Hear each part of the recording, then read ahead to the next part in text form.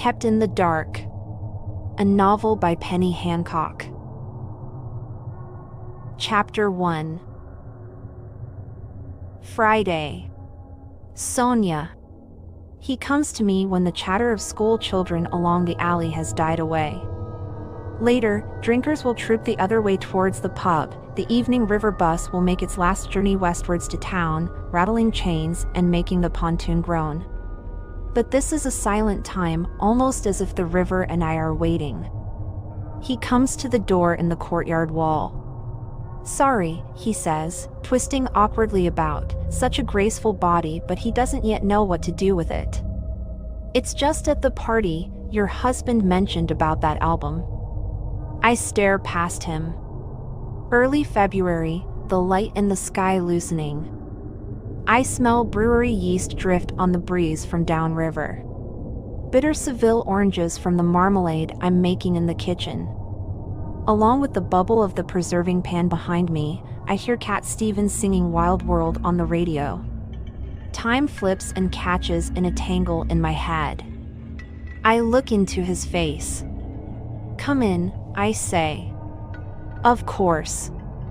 "Remind me." "It's by Tim Buckley. You can't get a hold of it anymore, not even on the internet." He said he had a copy on vinyl. "D'you remember?" "I'll record it and bring it back." "No problem." I speak as if I were his age rather than my own. "Cool." Then cringe inside. I can hear Kit. "Oh God, Mom, don't try to speak as if you were 16. It's sad." He comes in. He steps through the door in the wall. The wisterias of black steel scribble like the barbed wire they loop along the top of prison fences. He follows me across the courtyard and over the threshold into the hall. As well as the oranges, there's the smell of the wax floor polish that Judy uses. He comes into the kitchen, goes to the window, looks at the river, then turns and faces me. I won't deny it, the thought flits across my mind that perhaps he's come because he finds me attractive. Young boys and older women, you do hear of such things. But I pull myself together. "I was just going to have a drink," I say, turning down the flame under the marmalade, which is bubbling ferociously now and must have reached setting point. "Have something." I never usually drink before 6, but I wave bottles recklessly at him. "Vodka, I know teenagers love vodka." "Greg's beer." I even hold up a bottle of red wine we laid down, years ago, waiting for it to mature so we can open it on Kit's 21st birthday. He shrugs. "Okay," he says. "If you're opening something." "What would you like though?" I insist. "Go on, say." "Red wine then." The thing with boys of this age is they do speak, but you have to ease them into it. I know that from Kit's friends who tramped in and out, day and night, for several years before she left. Those boys were all spots and hair over their eyes and big feet. Silent except for the pleases and thank yous drummed into them by their parents. You have to tease and mention bands to get them to talk. Jez is different. With Jez, I don't have to try. He's easy to be with. For a teenager, he's quite unself-conscious. It must be to do, I think, with his living in France. Or maybe it's because we feel we know each other, though we've barely spoken before. He moves from the window and sits at the kitchen table, one foot crossed over the other long leg, the huge sole of his trainer almost in my face. These children today, these boy men, did not exist quite like this when I was young. They've evolved since then. With their well-mixed genes, they're more adapted to the modern world. Taller and broader. Softer. Gentler. This is a wicked house. Right by the river. I wouldn't sell it. He drinks half his wine in one mouthful. Though it must be worth quite a bit. Oh, well, I have no idea what this house is worth, I say. It was in the family. My parents stayed here for years, all their married life virtually. I inherited it when my father died. Cool. His wine's gone in one more gulp. I refill his glass. This is the kind of place I want to live, he says. On the Thames, a pub to the right, the market there. You've got everything. Music shops. Venues. Why'd you want to move? I'm not going anywhere, I assure him. But your husband, at the party, I'll never leave the river house. This comes out more curtly than I intend. But I'm hearing things I don't like. Greg thinks we should move, yes, but we haven't agreed to it. I never would. I never could, I say, more softly. He nods.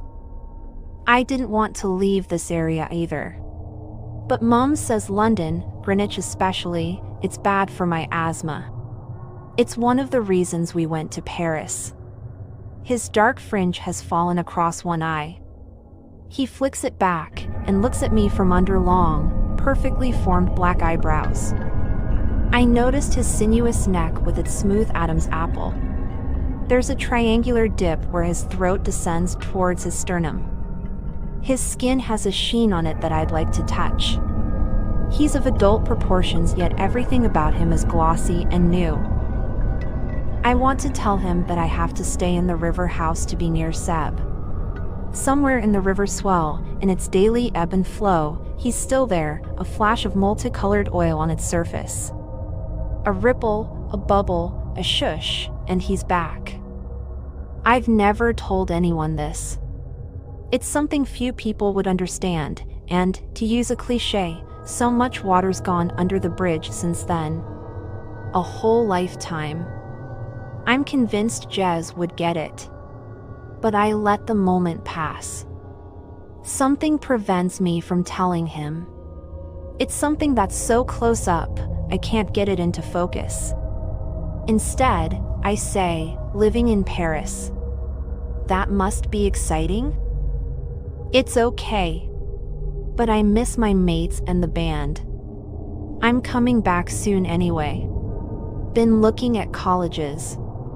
Music courses and stuff. Your aunt said. Helen? Yes. A flicker of irritation that he calls her Helen. At the intimacy of it. Which is silly. No one calls their aunts auntie anymore. What did I expect? Found anywhere you want to apply to? He pulls a face and I can see he doesn't want to have this conversation, the one where the adults ask what you're going to do. He's too alive for this kind of talk. Even though I'm thinking, I could help you. Drama, music, they're my areas. Everyone says, ooh, Paris, but it's rubbish, a city where you have no mates. I prefer London. It's like no one gets it when I say that. I get it, I say. I'm aware of the marmalade slowly setting on the stove. I should fetch the funnel and pour it into jars, but I'm unable to move from my chair, from his line of vision. You can nip up and get the album if you like, I say. It's in the music room right at the top of the stairs. The room where the keyboard is? Of course. He came here once before, I remember now, with Helen and Barney, 1 or 2 years ago. It was summer. His voice was an octave higher, pink cheeks. A girl glued to him. Alicia. I barely registered him then. He doesn't move. You still doing stuff with those actors and all that? He asks. It's sick. What? When he grins, his mouth is wider than I'd realized. I have to clutch the edge of the chair to ensure I maintain my composure. Sick. Cool. All those actors you meet. All those TV people. What's your job again? I train voices, I tell him. He wants to know what that means, what it involves. I try to explain how the voice can emphasize meaning when words are inadequate. On the other hand, it can contradict what's actually said. This is useful for actors, of course, but for real life, too. As I speak, he listens in a particular way. I find this more disconcerting than anything. He listens the way Seb used to, eyes half closed, reluctant to admit his interest. A half smile on his lips. The bottle of wine is almost empty. The marmalade must have solidified in the pan. I guess you know some famous people. Any rock stars? Any guitarist? No rock stars as such. But I know some. Useful people. People who are always looking for new talent. He leans towards me a little, and his eyes widen. Brighten. I found what drives him. I want to be a professional guitarist one day, he says. It's my passion. Well, when you get the album, you could bring one of Greg's guitars down. There's quite a selection up there. I ought to go, he says.